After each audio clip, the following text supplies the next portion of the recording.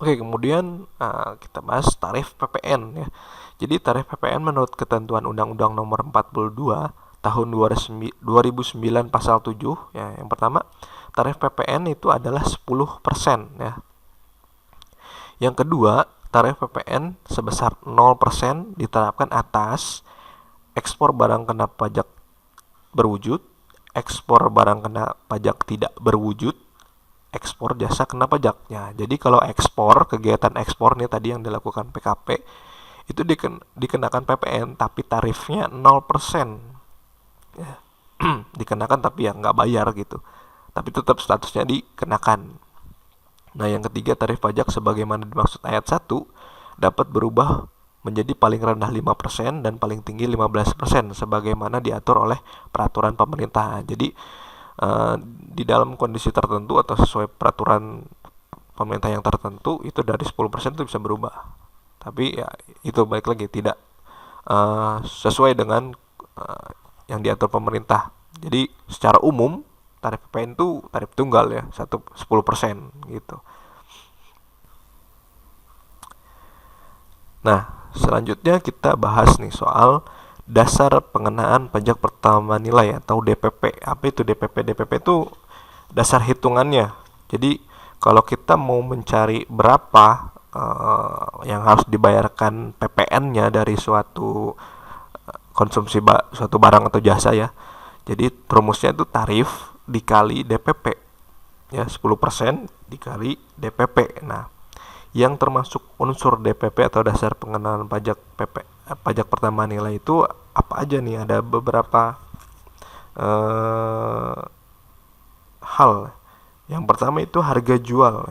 Harga jual itu nilai berupa uang termasuk biaya yang diminta atau seharusnya diminta oleh penjual karena penyerahan barang kena pajak ya. Jadi kalau kita jual beli barang, kalau nyari PPN-nya berapa dari satu barang ya, berarti tarifnya dikali harga jualnya, bukan harga belinya ya. Yang kedua, pegantian. Nah, pegantian ini nilai berupa uang yang termasuk biaya yang diminta atau seharusnya diminta oleh pengusaha karena penyerahan jasa kena pajak, ekspor kena pajak atau ekspor barang kena pajak tidak berwujud. Nah, ini kalau penggantian itu lebih ke jasa. Jadi kalau tadi kalau jual beli barang itu harga jual, kalau jual belinya jasa, usahanya jasa itu sebutannya penggantian ya, sama-sama aja sih. Harga jual jasanya itu namanya penggantian. Jadi nanti kalau misalkan ada usahanya bidang jasa, uh, uh, apa namanya, penjualan jasanya itu disebut penggantian ya. Jadi nyari PPN-nya berapa, 10% dikali berapa penggantian dari jasa tersebut gitu.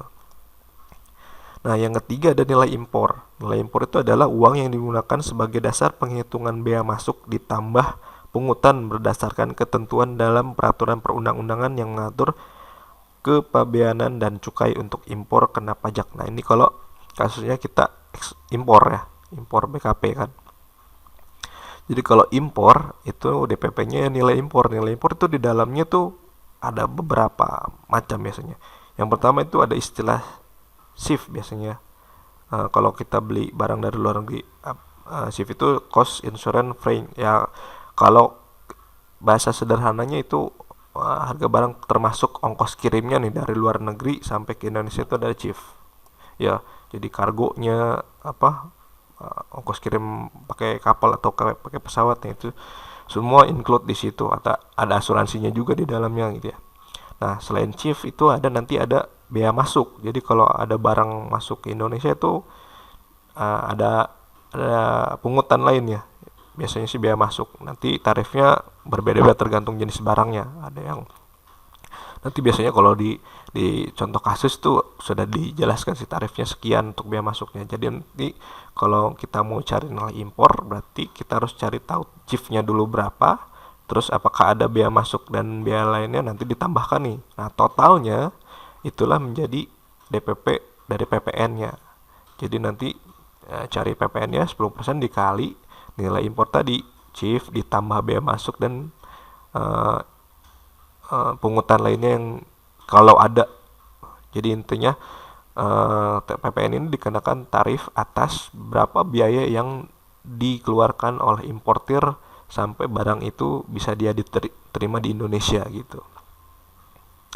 Yang kemudian yang keempat ada nilai ekspor, sama kayak nilai impor tadi, tapi bedanya berapa biaya yang si eksportir keluarkan sampai ini barang nyampe ke luar negeri gitu, baru dikali tarifnya.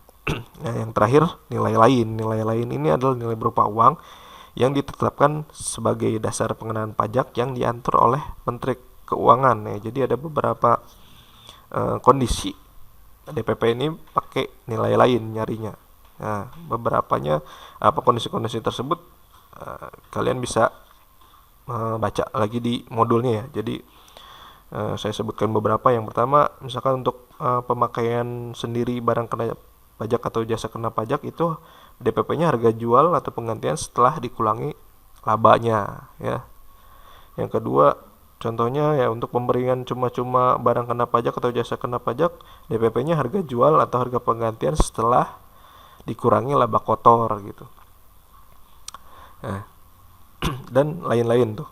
Ada kurang lebih berapa? 1 2 3 4 5 6 7 8 9 10 11 12. Ada 12 kondisi nilai lain yang sudah dijelaskan di modul.